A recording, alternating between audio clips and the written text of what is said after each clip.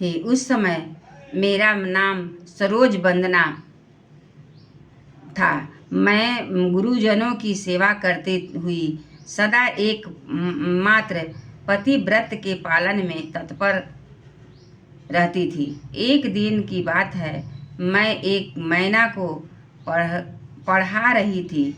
इससे पति सेवा में कुछ विलंब हो गई। इससे पति देवता कुपित हो गए और उन्होंने शाप दिया, पापिनी तू मैना हो जा। मरने के बाद यद्यपि मैं मैना ही हुई, तथापि पतिव्रत के प्रसाद से मुनियों के ही घर में मुझे आश्रय मिला। किसी मुनि कन्या ने मेरा पालन पोषण किया।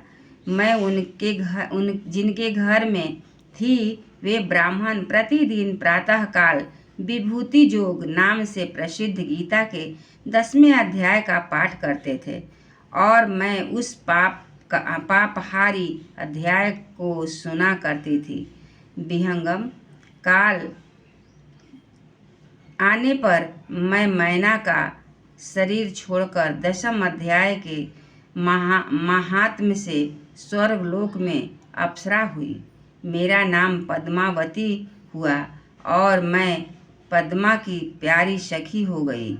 एक दिन मैं विमान से आकाश में विचर रही थी। उस समय सुंदर कमलों से सुशोभित इस रमणीय सरोवर में पर मेरी दृष्टि पड़ी और इसमें उतरकर ज्यों ही मैंने जल क्रीड़ा आरंभ की, ज्यों त्यों ही दुर्वासा मुनि आ धमके।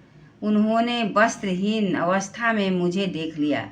उनके भय से मैंने स्वयं ही एक कमलिनी का रूप धारण कर लिया।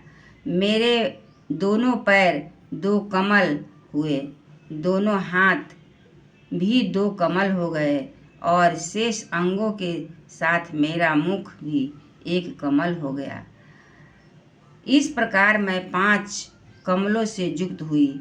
मुनिवर दुर्वासा ने मुझे देखा। उनके नेत्र क्रोधाग्नि से जल रहे थे। वे बोले, पापिनी तू इसी रूप में 100 वर्षों तक पड़ी रह। यह शाप देकर वे क्षण भर में अंतर्ध्यान हो गए। कमलिनी होने पर भी विभूति योगाध्याय के महात्म्य से मेरी वाणी लुप्त नहीं हुई है। मुझे लांघने मात्र के अपराध से तुम पृथ्वी पर गिरे हो। पक्षीराज, यहाँ खड़े हुए तुम्हारे सामने ही आज मेरे शाप की निवृत्ति हो रही है, क्योंकि आज 100 वर्ष पूरे हो गए।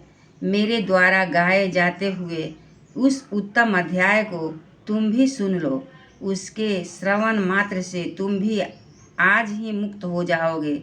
यूँ कहकर पद्मिनी ने स्पष्ट एवं सुंदर वाणी में 10वें अध्याय का पाठ किया और वह मुक्त हो गई। उसे सुनने के बाद उसी के दिए हुए इस उत्तम कमल को पाकर मैंने आपको अर्पण किया है। इतनी कथा सुनाकर उस पक्षी ने अपना शरीर त्याग दिया। यह एक अद्भुत सी घटना हुई। वही पक्षी अब 10वें अध्याय के प्रभाव से ब्राह्मण कुल में उत्पन्न हुआ है। जन्म से ही अभ्यास होने के कारण शैशवावस्था से ही इसके मुख से सदा गीता के 10वें अध्याय का उच्चारण हुआ करता है। 10वें अध्याय के अर्थ चिंतन का यह परिणाम हुआ है कि यह सब भूतों में स्थित शंख चक्रधारी भगवान विष्णु का सदा ही दर्शन करता रहता है। इसकी स्नेहपूर्ण दृष्टि जब कभी किसी देहधारी के शरीर पर पड़ जाती है, तब वह चाहे शराबी हो या ब्राह्म हत्यारा ही क्यों न हो, मुक्त हो जाता है तथा पूर्व जन्म में अभ्यास किए हुए 10वें अध्याय के महात्म्य से इसको दुर्लभ तत्व ज्ञान प्राप्त हुए हैं तथा इसके जीव मन मुक्ति भी पा ली है। अतः जब यह रास्ता चलने लगता है तो मैं इसे हाथ का सहारा दिए रहता हूँ। भृंगी ऋषि ने यह सब 10वें अध्याय की ही महामहिमा है। पार्वती, इस प्रकार मैंने भृंगी ऋषि के सामने जो पाप नाशक कथा कही थी वही यहाँ तुमसे भी कही है। नर हो या नारी अथवा कोई भी क्यों न हो, इस 10वें अध्याय के श्रवण मात्र से उसे सब आश्रमों के पालन का फल प्राप्त हो जाता है।